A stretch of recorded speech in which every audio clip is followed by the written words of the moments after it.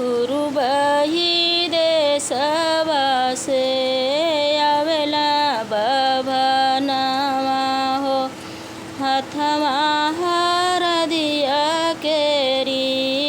गाँठ हथवा हरदिया केरी गाँठ बैठहु बभना हो चनने पीढ़ाइया हो कह बाभन नैहर कुशलत कह बाभन नैहर कुशलत तोरे नैहर माए बेटी छम कुशलतिया हो तुहर पापा रोधला बिया तुहर पापा रोधला बिया अपने मोह पापा कही बिटियावा हो केकर पापा रोधेला बिया केकर पापा रोधेला बिया जेह दिन बेटी हो अइलू गमानवा हो तोरे पीठी जनमे नंदे लाल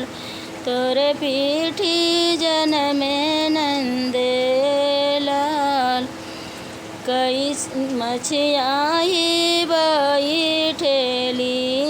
सासु बड़ाई तिनी हो सुन ससुयर जहमार सुन ससुयर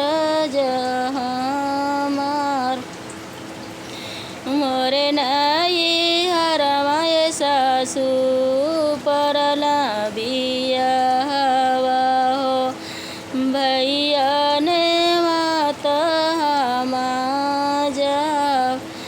भैया ने मात जा कैसे कजबुए बहुआर भैया ने मातवा हो गरहूँ देवर कबिया गरहूँ देवर कबिया देवरू कहरदी मामा सासु चरे छिपईबा हो भैया